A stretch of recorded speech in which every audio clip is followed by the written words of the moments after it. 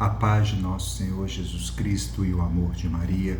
Sou Fabiano, missionário da Confraria Fábrica de Santos.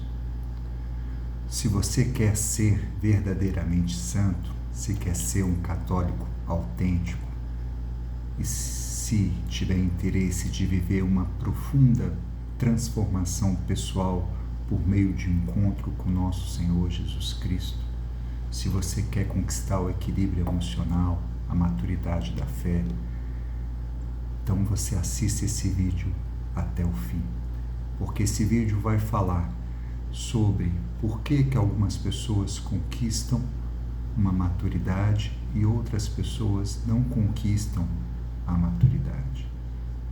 Porque pessoas que frequentam a igreja não têm uma vida transformada e outras pessoas têm a vida profundamente transformadas por Deus. Esse é o ponto essencial. Então, primeira parte, vamos entender o que é uma transformação pessoal e o que eu preciso fazer para que uma transformação pessoal aconteça comigo. Então, primeiro ponto de entendimento é que quando eu procuro a Deus, o conhecimento de Deus é concomitante ao autoconhecimento. Quando eu rezo, e se rezo honestamente, Deus vai se revelando a mim, ao mesmo tempo que Ele me revela a mim mesmo. Então, essa é uma questão central, a busca do autoconhecimento por meio da religião. O ser humano que está aberto à pergunta: por que eu sou do jeito que eu sou? Qual que é a minha história? Quais são os meus defeitos? Quais são os meus pecados? Qual que é o propósito da minha vida? Como eu lido com os meus sentimentos, com as minhas emoções? Qual a minha forma de relacionar com as pessoas? Então, são perguntas que a pessoa precisa se fazer. E a religiosidade, a oração, o encontro com Jesus só vai te ajudar a encontrar respostas para essas perguntas. As pessoas não mudam simplesmente porque frequentam a Igreja Católica sem nunca, ao menos, fazerem essas perguntas a si mesmos. Elas buscam uma religião desconectada do autoconhecimento. E o autoconhecimento, ele é algo magnífico, porque nos dá uma qualidade de vida maravilhosa, mas ao mesmo tempo o autoconhecimento dói, porque dói olhar para a gente mesmo, dói enxergar em nós aquilo que a gente preferia negar, ou aquilo que a gente sempre fugiu. Mas Jesus já dizia que nada que está encoberto ficará nas trevas, mas tudo virá à luz. Então, é importante que se entenda que eu, quando estou aberto ao autoconhecimento, eu vou enxergar coisas em mim que vai me doer, que vai me fazer sofrer, principalmente quando eu enxergo os meus defeitos. Como é duro a gente reconhecer a própria miséria. E para se entender com mais clareza esse processo, Santa Teresa d'Ávila fez uma metáfora, que é a seguinte: a nossa alma é semelhante a um castelo. Esse castelo, ele tem 7 moradas, e cada morada infinitos cômodos. Esses cômodos são incontáveis. E a 7ª morada, que é a mais profunda e a morada principal, é onde Deus habita, é onde habita o Espírito Santo. Olha, que metáfora linda! Isso quer dizer que o infinito está em mim, que Deus está em mim. Quando eu olho para as estrelas e fico encantado com o infinito, com quando eu tento contar as estrelas e vejo que elas são incontáveis, e me deparo com a beleza do infinito, ou quando eu chego na beira do mar e olho para o horizonte e vejo o encontro do céu e do mar e olho ali para o infinito. Da mesma forma, quando eu olho para dentro de mim, eu encontro o mesmo infinito. Há dentro de mim uma infinidade de coisas, de sentimentos, de sabores, de experiências. Santa Teresa d'Ávila, santa e doutora da Igreja, fez a maioria dos seus escritos tentando ensinar as pessoas como rezar certo e como crescer no caminho. E ela nos ensina assim que, devido ao pecado original, nós estamos fora do castelo. Santo Agostinho fala: tarde te amei, ó beleza tão antiga e tão nova, porque estavas dentro e eu fora. Então Deus habita dentro de nós, mas nós estamos fora do castelo. Isso quer dizer que nós não nos conhecemos, nós estamos fora, nós estamos à margem. Quando olhamos para nós mesmos, só vemos a superfície, não vemos a profundidade. E o caminho para eu me conhecer é a oração, e a oração autêntica gera, como consequência, o conhecimento de Deus e o autoconhecimento. E esse movimento é duplo, mas inseparável. A meditação nos leva sempre a uma descoberta de Deus, uma descoberta de algo dentro de nós. E Santa Teresa d'Ávila, então, nos ensina a iniciar uma vida de oração e entrar para dentro do castelo interior, iniciar uma jornada de autoconhecimento. E o primeiro passo é entrar para dentro da primeira morada. Na primeira morada, nós encontramos ali três coisas, muitas coisas, porque são infinitos contos, mas as três coisas principais. A primeira, encontramos o baú, onde tem muitos defeitos que até então desconhecíamos, mas esse baú está ali, numa entrada disfarçada. Mas se você procurar bem, você vai encontrar essa entrada, e nesse cômodo você vai ver esse baú. E te aconselho a abrir esse baú e olhar o que está ali dentro. E você vai se assustar com tantos pecados que há ali dentro da sua alma. E assim a gente começa o trabalho de purificação, fazendo uma metáfora, dizendo que esses pecados são pedras. A gente começa a pegar a pedra que está dentro do baú e tentar jogar para fora. A gente tenta eliminar as impurezas, os excessos, eliminar tudo aquilo que não é imagem e semelhança de Deus. E nisso é importante entendermos que a nossa essência é imagem e semelhança de Deus. São Tomás de Aquino ensina que todo ser, todo ente, tem aquilo que é a sua essência e tem aquilo que é o seu acidente. A essência é aquilo que nós somos verdadeiramente, e o acidente é a sujeira, são os excessos, são coisas que estão ali em nós, mas que não é aquilo que somos de fato. Deus, quando nos fez a sua imagem e semelhança, e todos nós somos imagens e semelhança de Deus.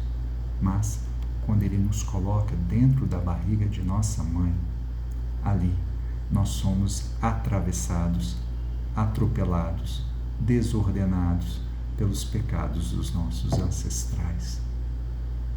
De tal forma que parte da semelhança de Deus é perdida, de forma que chega ali uma sujeira, que chega ali como se fosse um aterramento, né? Que é aquilo que a gente chama de acidente, que são as coisas superficiais que estão ali. Então, o pecado está ali, é algo superficial. Por mais que a gente nunca abandone a nossa condição de pecador devido à fraqueza humana, mas todo pecado pode ser superado pelo poder da oração. Toda vida pode ser transformada pelas forças que vêm do Espírito Santo. Mas na primeira morada, a primeira coisa que eu preciso ver é abrir esse baú e identificar o meu defeito predominante, o meu pecado maior. De todas as pedras que tem ali dentro, existe uma pedra que é maior do que as outras. E é dessa pedra que eu preciso me ocupar, e essa tarefa de quem está na primeira morada, se ocupar dessa pedra, se ocupar de eliminar o seu principal defeito, o seu principal pecado. Então, por que algumas pessoas mudam e outras não? Porque algumas pessoas buscam o autoconhecimento, buscam identificar qual que é o seu defeito predominante, e outras pessoas vão na igreja e não gastam sequer um segundo com essa tarefa. Para eu identificar o meu pecado original, o meu pecado principal, predominante, eu preciso fazer um esforço de autoconhecimento, um esforço de olhar para dentro de mim mesmo, e até um esforço de estudo. Eu preciso entender quais são os 7 pecados, como é que eles funcionam, como é que eles acontecem, quais são os vícios, para depois olhar para dentro de mim e entender quais estão em mim, quais não estão, fazer esse discernimento. Mas é tarefa dura e árdua identificar, reconhecer. E aí começa a parte mais difícil, é esse reconhecimento. E muita gente passa anos e anos e anos dentro da igreja e nunca reconhece que tem um defeito, ou que existe nela um defeito predominante que precisa ser vencido. Um pecado maior do que os outros que está ali. E todo o pecado é uma força autodestrutiva que leva o ser humano à escravidão, ao sofrimento e à morte.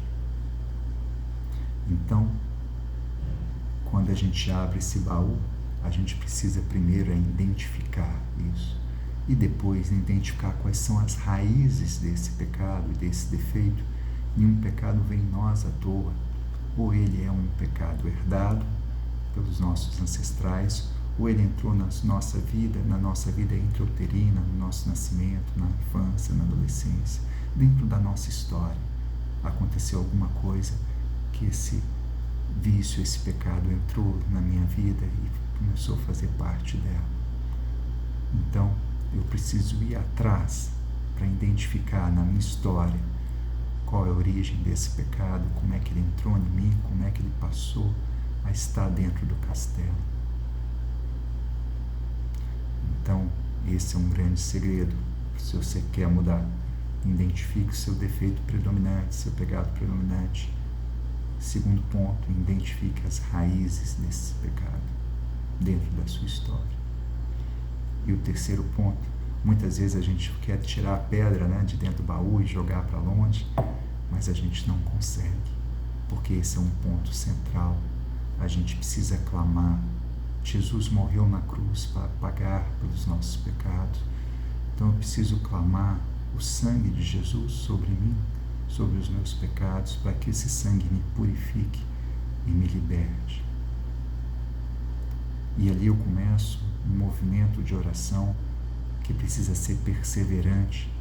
Eu só paro de pedir para Jesus me libertar do pecado quando esse pecado sai de minha alma. A boa notícia é que todos os pecados são tirados pelo poder do Espírito Santo. A má notícia é que existe uma caminhada, um passo a passo. Alguns pecados vão sair mais rápido, outros mais devagar, outros vamos demorar muito tempo para conseguir nos libertar dele. Mas esse é o combate de quem está na primeira morada, de quem está ali tentando viver uma vida de santidade. Uma má notícia é que uma vez que a gente consegue tirar a pedra principal, o defeito predominante de dentro do baú, e tirar de dentro do castelo, isso aumenta a nossa qualidade de vida e a gente sente que há uma evolução. Mas a má notícia é que quando a gente volta, a gente olha para dentro daquele baú e ali a gente vê um outro pecado que a gente não percebia antes, porque esse pecado maior nos cegava, mas que também é um pecado grave, sério, que a gente também precisa ser removido. E a má notícia é que esse processo não tem fim. O resto da vida a gente vai passar ali identificando os pecados, identificando os defeitos e eliminando esses defeitos. E isso é tarefa para o resto da vida, mas é uma tarefa especial para quem está começando na primeira morada. A segunda questão que faz as pessoas não evoluírem e outras pessoas evoluírem é pedir a Deus o propósito, o sentido da vida. Deus, quando dá a nossa vida um pouco antes da concepção, Deus vem, nos dá a vida e nos dá também uma vocação. Todos nós temos o chamado de Deus, todos nós temos uma vocação, ninguém nasceu à toa, todo mundo nasceu com uma missão, e é uma missão de amor, de felicidade, de muita luta, de muita lágrima, mas de muita vitória e de realização. Se você vive essa missão, você tem vida plena e vida em abundância. E nesse sentido você vai chorar demais, vai sorrir demais, mas você vai ter um sentido, um propósito na vida. Se você não encontra a sua missão, a sua vida é vazia, sem sentido, uma vida que não tem porquê, uma vida que não tem por onde, uma vida que tanto faz viver ou morrer, porque eu estou vivendo algo vazio, e nada mais triste de que você chegar no fim da sua vida, idoso, e perceber que sua vida não fez sentido, que as coisas essenciais e mais importantes você não prestou atenção e perdeu todo o seu tempo com a superfície, com os acidentes, com as coisas que não tinham relevância. Então, Deus, aos poucos, paulatinamente, vão te mostrando qual que é a sua missão. E claro que toda missão envolve ser religioso ou ser leigo, é um primeiro discernimento vocacional. Depois disso, você vai encontrar, se leigo, 3 dimensões, qual que é a sua profissão. Então, você vai encontrar uma profissão que Deus quer que você tenha ela. Você vai encontrar a segunda dimensão, são os relacionamentos. Então, qual que é a família, quais são os amigos que você tem que relacionar. E você vai encontrar uma tarefa pessoal, uma tarefa para ti. Então, Deus vai revelando isso gradativamente, vai te clareando. E cabe a você ir conhecendo os desígnios de Deus e ir obedecendo isso. E se é vida religiosa, que tipo de vida é religiosa, como é que você vai servir a Deus. Então, Deus vai revelando, vai mostrando os planos que Ele tem para você. E aí vem uma questão importante. Quem é que muda? Muda quem está realmente interessado em descobrir, identificar qual que é o plano de Deus para a sua vida. E não muda aquelas pessoas que insistem em continuar com o próprio plano. Esse é um erro fatal. As pessoas querem continuar com o próprio plano e querem que Deus ajude ela a realizar o plano que é dela, mas um plano que não é de Deus. Essa pessoa vai ficar empacada a vida inteira, ela não vai progredir, porque ela não entendeu o mais importante, que Deus é Deus e Deus tem um plano de amor, e cabe a nós seguir esse plano de amor. Esse é um ponto central. Então as pessoas muitas vezes vão na igreja, rezam, mas não estão nem preocupadas, nem se perguntam, mas qual que é o plano de Deus para a minha vida? E nem vão nessa busca. E essa busca é como se fosse um quebra-cabeça que a gente vai montando peça por peça, as coisas vão clareando aos poucos, mas Deus vai sempre inspirando e mostrando qual que é o próximo passo. E a gente precisa ter fé, que muitas vezes Deus pede para a gente dar o passo, e só depois que a gente dá o passo é que Deus põe o chão. Então a gente precisa confiar que a vontade de Deus para nós é melhor. Deus tem o melhor para nós, e a vontade nossa, ela é atravessada pelo pecado, e por isso eu conto que a minha principal vontade me levou para a mesa do boteco e me amarrou nela. Então Eu não sigo a minha vontade, mas a vontade de Deus para mim, que é o melhor. Nesse sentido, Deus vai dando um propósito e vai encontrando um propósito, e as pessoas que vão encontrando o seu propósito da vida vão se modificando, vão se transformando.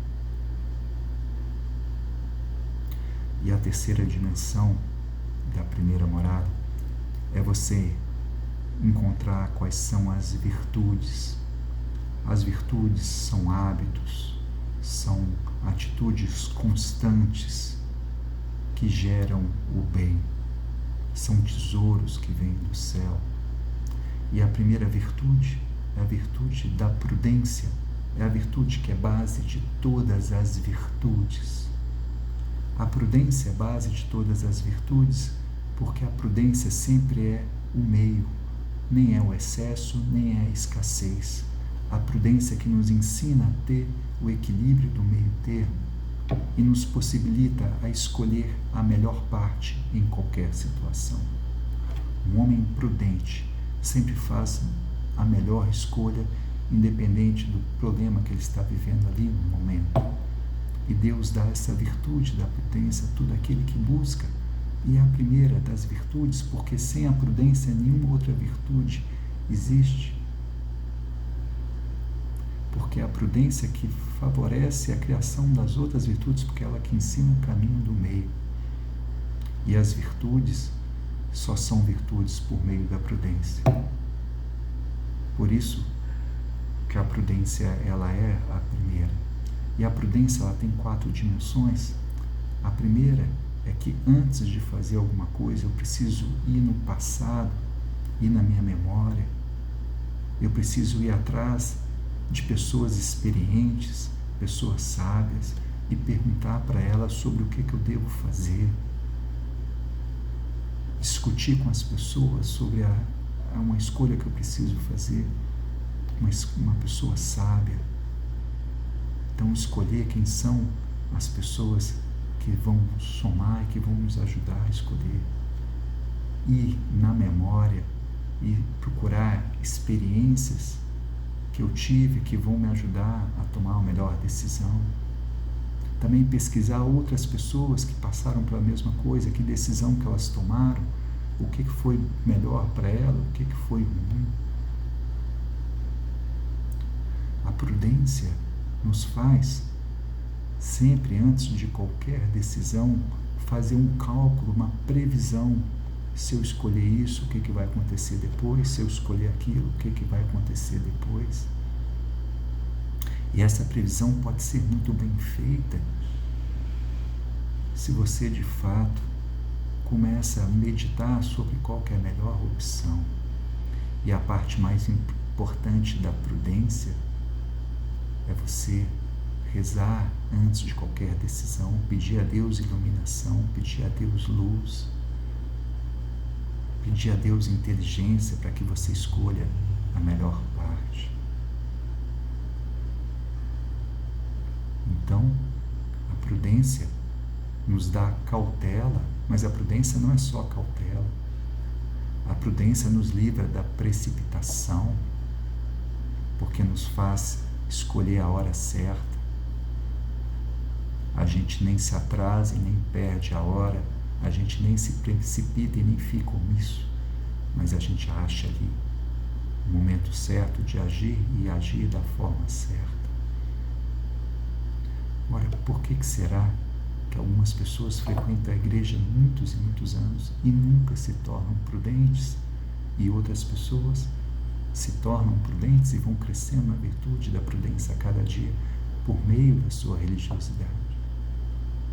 E essa resposta é simples, é simplesmente porque essa pessoa nem pede a Deus o dom a virtude da prudência, ela nem conhece essa virtude. Então é muito importante que a gente busque as virtudes, e a primeira é a prudência.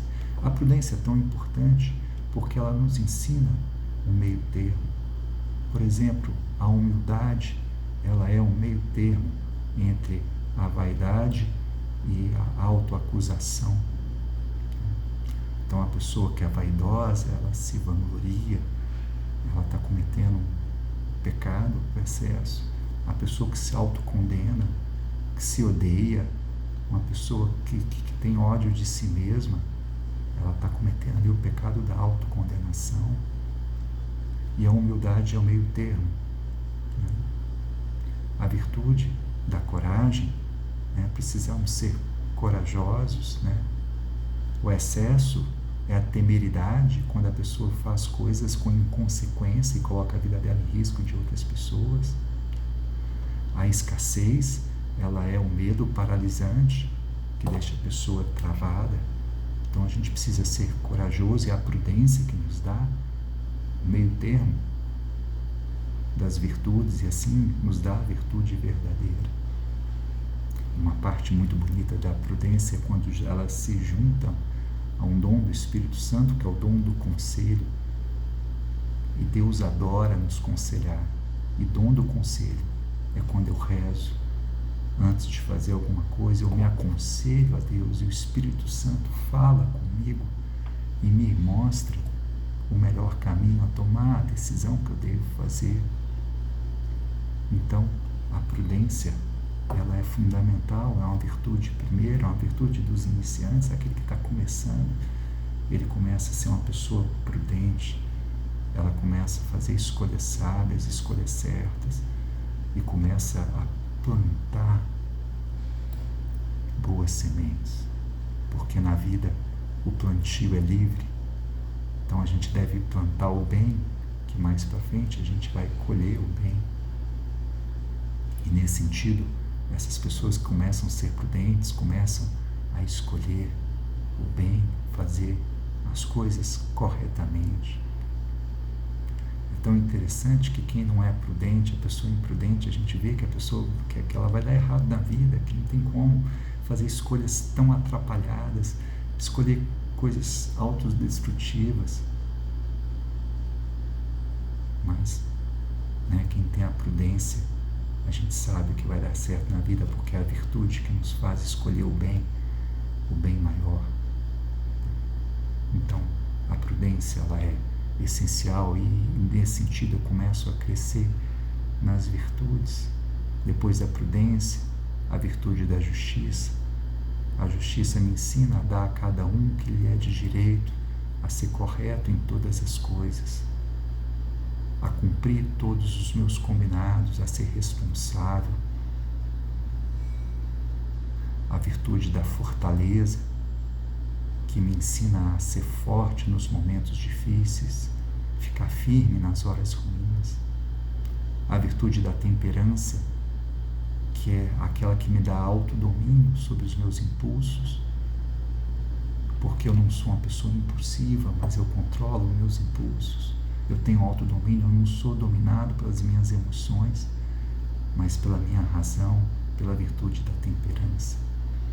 E as virtudes, elas vão somando uma nas outras e formam um bloco único. E uma virtude puxa a outra virtude, depende da outra virtude, tendo sempre a prudência como origem de todas e a humildade como guardiã de todas. Porque sem humildade, até o maior dos talentos vira um fracasso. Porque eu preciso exercer todas as virtudes na mais profunda humildade. Por isso que a humildade é guardiã de todas as virtudes e a prudência é mãe de todas as virtudes. E por isso são as duas virtudes principais: ser humilde e buscar uma verdadeira humildade. Por isso que devemos sempre crescer em Deus. Esse vídeo, então, quis ensinar para você por que algumas pessoas têm uma vida transformada por meio da prática do catolicismo e outras pessoas não têm essa vida transformada. Se você gostou desse vídeo, dê um like, se inscreva nesse canal. A paz de nosso Senhor Jesus Cristo e o amor de Maria.